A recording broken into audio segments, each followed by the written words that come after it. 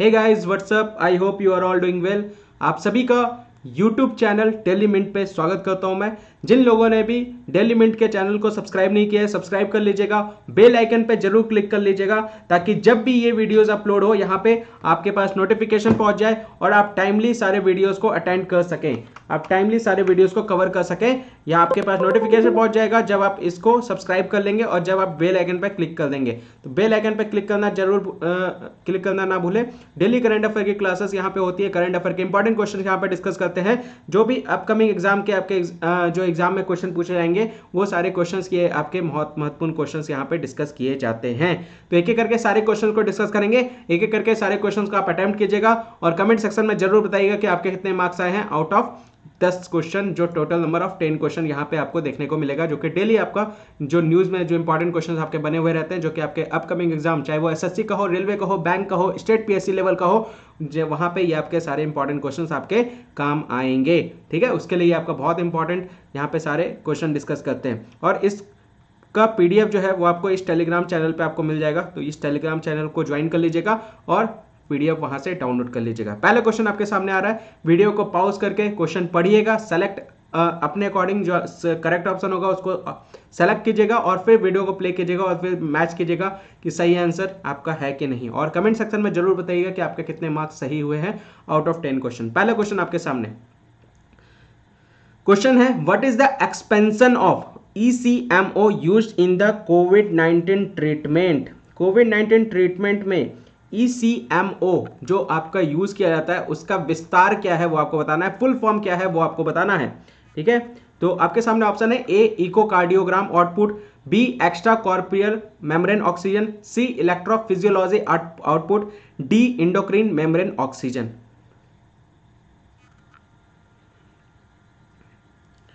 तो right answer जो question number 1 का है वो है option number B, extracorporeal membrane oxygen. ये बात ध्यान में रखिएगा, जब कोविड-19 में जब केसेस एक्सट्रीम लेवल पे पहुंच जाते हैं तब जाकर के इसको अप्लाई किया जाता है।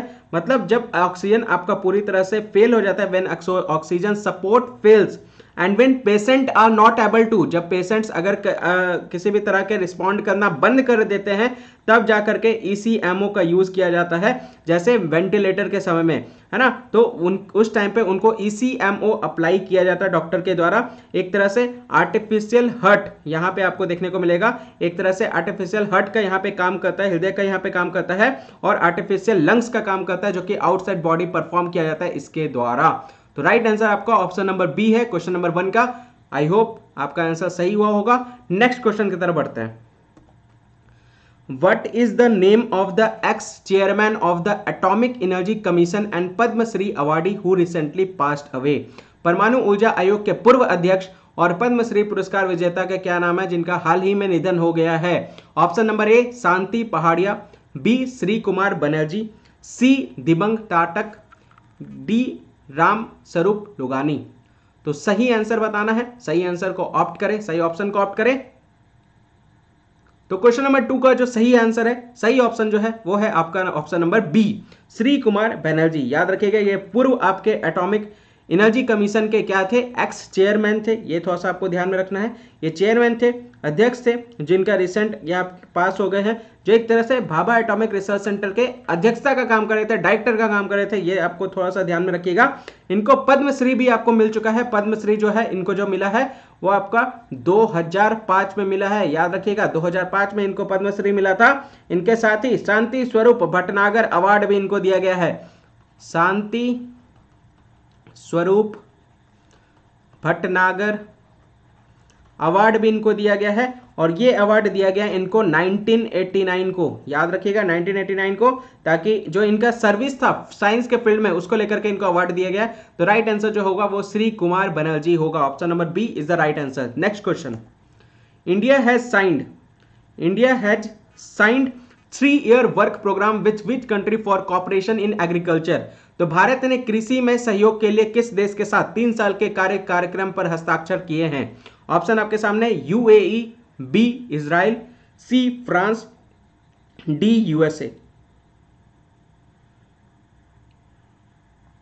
तो राइट आंसर क्वेश्चन नंबर 3 का जो करेक्ट ऑप्शन है वो है ऑप्शन नंबर बी इजराइल। याद रखिएगा इंडिया और इजराइल के द्वारा आपका साझेदारी की गई है एग्रीकल्चर सेक्टर को डेवलप करने को लेकर के, साझेदारी यहाँ पे की गई है, हस्ताक्षर किए गए हैं इजराइल के साथ में, और इसका नाम जो रखा गया है वो इंडो इजराइल रखा गया है। क्या नाम रखा गया है? इंडो इजराइल रखा गया है। ये थोड़ा सा आपको ध्यान में रखना है ताकि एग्रीकल्चर प्रोजेक्ट सेंटर को हम बढ़ावा दे सके, डेवलप किया जा सके, है ना। तो इसका आप ये देख सकते हैं, Indo Israel agriculture project centre of excellence, Indo Israel agriculture project centre of excellence. ये आपका पहला प्रोजेक्ट है जिसके द्वारा आपका यहाँ पे साइन किया गया है। दूसरा प्रोजेक्ट इसके साथ ही इजराइल के द्वारा जो साइन किया गया है वो है Indo Israel villages of excellence, villages of excellence. ये दो प्रोजेक्ट यहाँ पे साइन किए गए हैं इजराइल के साथ भारत के, ताकि हम एग्रीकल्चर सेक्टर को डेवलप कर सकें। तो राइट आंसर जो राइट ऑप्शन है वो ऑप्शन नंबर बी है, क्वेश्चन नंबर 3 का। Next, which Indian state is the top recipient of FDI equity inflows during 2020-21? कौन सा भारतीय राष्ट्र 2020-21 के दौरान FDI इक्विटी प्रवाह का शीर्ष प्राप्त करता है, वो आपको बताना है। ऑप्शन आपके सामने, ए कर्नाटका, बी गुजरात, सी महाराष्ट्र, डी तमिलनाडु। तो राइट आंसर जो क्वेश्चन नंबर 4 का है वो है ऑप्शन नंबर बी गुजरात। ये बात ध्यान में रखिएगा। इंडिया जो, अगर मैं टोटल FDI की मैं बात करूं, अगर मैं टोटल FDI की मैं बात करूं 2020-21 का, तो वो आपको US डॉलर में आपको देखने को मिलेगा। ये US डॉलर में ये है आपका 81.72 बिलियन। ये थोड़ा सा आपको ध्यान में रखना है, 81.72 बिलियन आपको देखने को मिलेगा फाइनेंशियल ईयर आपको 2020-21 में। और अगर मैं बात करूं ये आपका पिछले कंपैरिजन में 2019-20 के कंपैरिजन में यहाँ पे ये आपका 10% लार्जर है, 10% ग्रोथ आपको यहाँ पे देखने को मिलेगा FDI के सेक्टर में, आपको यहाँ पे देख सकते हैं। और अगर मैं बात करूं गुजरात जो है वो टॉप में आता है, गुजरात जो है वो टॉप में आता है। इसका 20-21 का जो टोटल शेयर है इसका 37% इसके द्वारा यहाँ पे कंट्रीब्यूट किया जा रहा है। तो 37% जो शेयर है वो आपका टोटल FDI का वो आपका गुजरात के द्वारा यहाँ पे आपको देखने को मिलेगा। इसके बाद आपका सेकंड नंबर पे आता है महाराष्ट्र। महाराष्ट्र के द्वारा जो इक्विटी शेयर किया जा रहा है वो आपका 27% शेयर किया जा रहा है, ये थोड़ा सा ध्यान में रखना है। और थर्ड नंबर पे आता है कर्नाटका। आप देख सकते हैं फर्स्ट पे ये, सेकंड में महाराष्ट्र, थर्ड में कर्नाटका। तो पूछ रहा है टॉप रेसिपेंट कौन है, शीर्ष प्राप्तकर्ता कौन है? तो शीर्ष प्राप्तकर्ता is the right answer option number B, Gujarat के द्वारा है। ये थोड़ा सा ध्यान में रखिएगा। टोटल आप याद रखिएगा, टोटल FDI जो इक्विटी है वो 81.72 बिलियन है। नेक्स्ट बढ़े, next question, option number 5, which country tops the list of investor countries of India in 2020-21? तो इन्वेस्टर कंट्री यानी निवेशक देशों की सूची में कौन सा देश शीर्ष पर है उसको लेकर के आपको बताना है। ऑप्शन आपके सामने, A USA, B China, C Singapore, D UAE। तो राइट आंसर जो है 2020-21 का वो है ऑप्शन नंबर सी, सिंगापुर। याद रखिएगा टॉप लिस्ट के इन्वेस्टर कंट्रीज में ये आपका आता है। अगर मैं बात करूं FDI फॉरेन डायरेक्ट इन्वेस्टमेंट जो होता है, FDI हो गया आपका फॉरेन डायरेक्ट इन्वेस्टमेंट, उसको लेकर के जो डाटा रिलीज किया गया है भारत की तरफ से, उसमें आपको जो देखने को मिलेगा सिंगापुर जो है वो सबसे टॉप इन्वेस्टर में आता है। सिंगापुर के द्वारा जो इन्वेस्ट किया गया है वो है आपका 29% आपका इन्वेस्ट किया गया है। ये बात ध्यान में रखिएगा, इन्वेस्टर कंट्रीज में 29% सिंगापुर के द्वारा इन्वेस्ट किया गया है। दूसरा अगर मैं बात करूं USA आता है, दूसरा आपका 23% के द्वारा, ये 23% आपका USA का आपको यहाँ पे देखने को मिलेगा।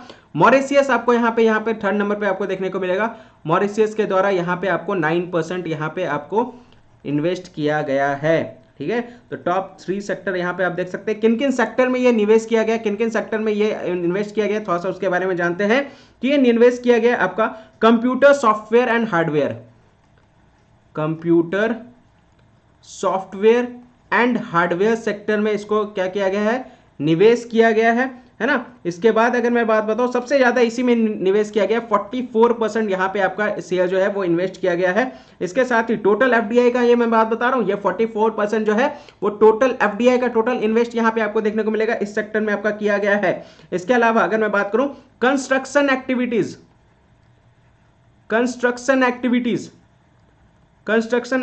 में जो आपका इन्वेस्ट किया गया वो 13%, टोटल FDI का मैं बात कर रहा हूं, ये इतना इन्वेस्ट किया गया। और फिर थर्ड नंबर पे आता है आपका सर्विस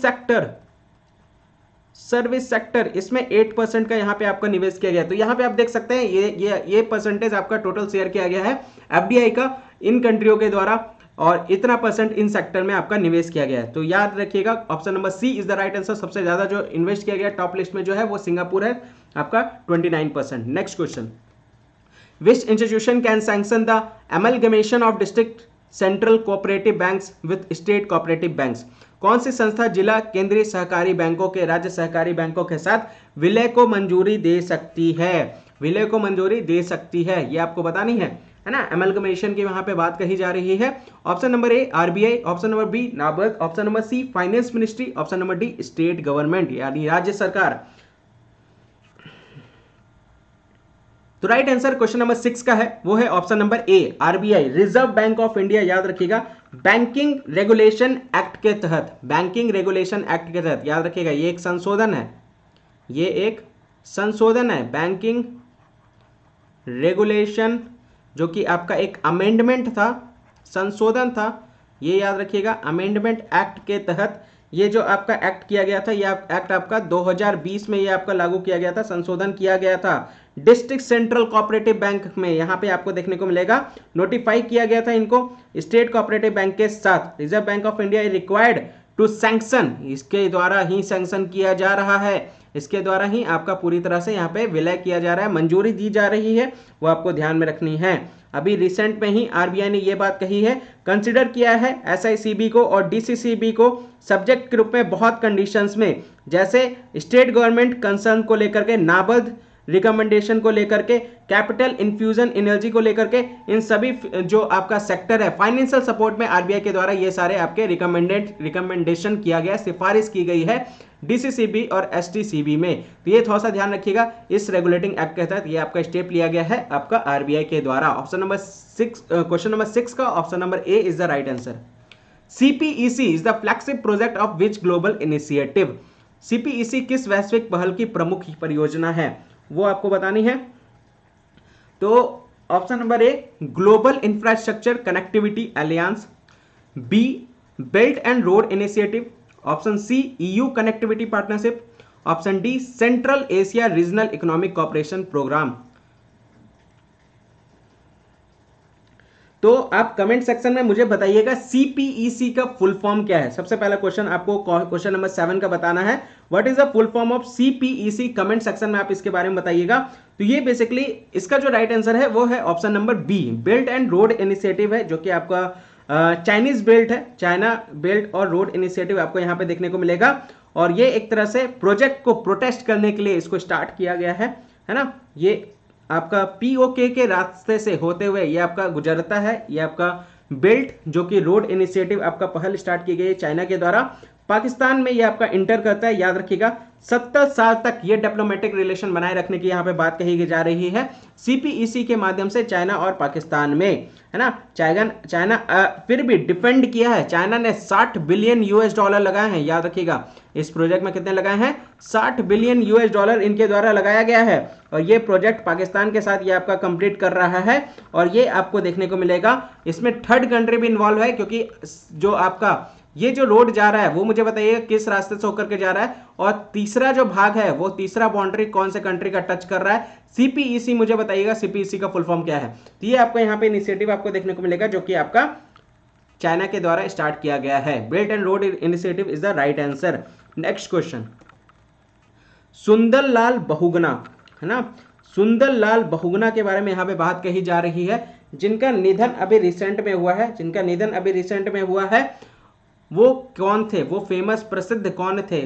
ए खिलाड़ी, बी पर्यावरणविद, सी व्यवसायी, डी इकोनॉमिस्ट अर्थशास्त्री। कौन थे वो उनके बारे में आपको बताना है।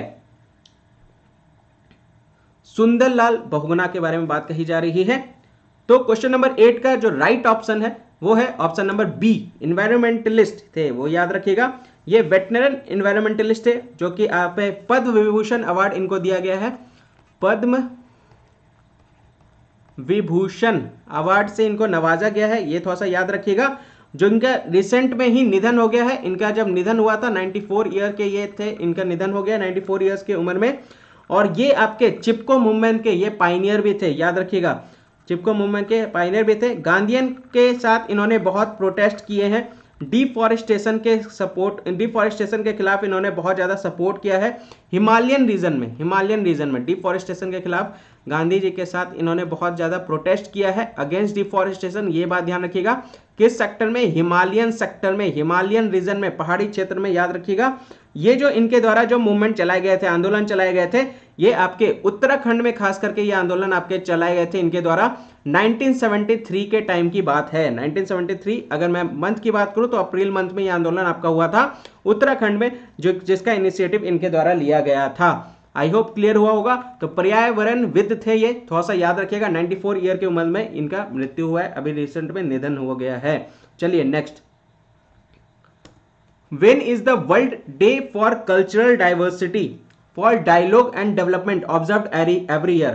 हर साल संवाद और विकास के लिए, सांस्कृतिक विविधता के लिए विश्व दिवस कब मनाया जाता है? ऑप्शन नंबर ए मई 18, ऑप्शन नंबर बी मई 20, ऑप्शन नंबर सी मई 21, ऑप्शन डी मई 23। तो राइट ऑप्शन क्वेश्चन नंबर 6 का है वो आपका ऑप्शन नंबर सी है। याद रखिएगा, इसको हर वर्ष 21 मई को सेलिब्रेट किया जाता है। यूनेस्को के द्वारा ये आपका अडॉप्ट किया गया था, ये बात ध्यान रखिएगा। दिसंबर 2002 में अडॉप्ट किसके द्वारा किया गया था? यूनेस्को के द्वारा ये अडॉप्ट किया गया था 2002 में।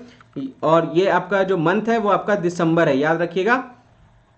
दिसंबर मंथ में इसको अडॉप्ट किया गया था। और यूएन जनरल असेंबली ने डिक्लेयर किया है, यूएन जनरल असेंबली के द्वारा ये आपका डिक्लेयर किया गया है कि हर वर्ष को इसको सेलिब्रेट करना है 21 मई को। 21 मई को इसको सेलिब्रेट करना है हर वर्ष में। आपको वर्ल्ड डे के रूप में ग्लोबली इसको पूरा सेलिब्रेट करना है, पूरे वर्ल्ड वाइड यूएन के द्वारा ये एक्सेप्ट किया गया है। तो ये थोड़ा सा ध्यान में रखिएगा। नेक्स्ट क्वेश्चन और लास्ट क्वेश्चन है, ध्यान से इसका आंसर दीजिएगा। डिपकोवन की बात यहां पे कही जा रही है। एक antibody detection based kit developed है। डेवलप किसके द्वारा किया गया था वो आपको बताना है ना। ये आपका एंटीबॉडी डिटेक्शन किट है, जो कि डिटेक्शन बेस्ड किट है, जो कि डेवलप किस संस्था के द्वारा किया गया है वो आपको बताना है। ए इसरो, बी डीआरडीओ, सी HAL, डी BHEL। तो राइट ऑप्शन क्वेश्चन नंबर 10 का जो है वो है आपका ऑप्शन नंबर बी, डीआरडीओ के द्वारा ये आपका डेवलप किया गया है। ये थोड़ा सा ध्यान रखिएगा। डिपकोवन ये क्या है? एंटीबॉडी डिटेक्शन बेस्ड किट है, ये बात ध्यान में रखिएगा। इसका ये जो स्टैंड करता है ना, डिपकोवन क्या है? बेसिकली आपका यहां पे है दीपास VDX, याद रखिएगा। कोविड-19 यहां पे आपको देखने को मिला है। एल्जी बॉडी मैक्रोविल एलिसा के नाम से ये आपका किट जाना जाता है। और ये एक तरह से डिटेक्ट करता है कोविड एंटीबॉडीज को लोगों के बीच में। ये इसको डिटेक्ट किया जाता है कोविड एंटीबॉडीज को लोगों के बीच में, है ना। और ये किट जो है वो एक तरह से ज़्यादा लार्ज सेक्टर में ये आपका डिटेक्ट किया जाता है लोगों के बीच में। जो सार्स कोविड वायरस जो है, जो सार्स कोव-2 वायरस है, उसको डिटेक्ट करता है लोगों के बीच में। तो ये डीआरडीओ के द्वारा डेवलप किया गया है। थोड़ा सा इसके बारे में याद रखिएगा, ठीक है। तो ये थे आपके टोटल 10 क्वेश्चन। आई होप सारे क्वेश्चंस आपको अच्छे से क्लियर हुए होंगे। बहुत इंपॉर्टेंट क्वेश्चन है जो कि आज के डेट में ये आपका बहुत इंपॉर्टेंट क्वेश्चन है आपके अपकमिंग एग्जाम के लिए। हर क्वेश्चन को बहुत बारीकी से समझिएगा, याद करिएगा, रिवीजन कीजिएगा इन सारे क्वेश्चन को बहुत अच्छे से। और जिन लोगों ने भी इस चैनल को सब्सक्राइब नहीं किया है, सब्सक्राइब कर लीजिएगा, बेल आइकन पर जरूर क्लिक कर लीजिएगा, ताकि जब भी वीडियोज आए आपके पास नोटिफिकेशन पहुंचे और सबसे पहले वीडियो देखने वाले आप ही हो। और कमेंट सेक्शन में जरूर बताइएगा कि आपके कितने क्वेश्चन के आंसर सही हुए हैं। पीडीएफ, अगर आप पीडीएफ की चिंता यहाँ बिल्कुल भी मत कीजिएगा, यहाँ इस चैनल को ज्वाइन कर लीजिए। यहीं पे आपको रेगुलर आपको पीडीएफ यहाँ पे सारी क्लासेस के मिल जाएंगे। आई होप सेशन आपको अच्छा लगा होगा। लाइक कर दीजिएगा, बताइएगा कमेंट सेक्शन में क्वेश्चन कैसे थे, और रेगुलर इसी टाइम पे अवेलेबल रहिएगा। सब्सक्राइब करके वेट कीजिएगा वीडियो का। Thank you so much everyone.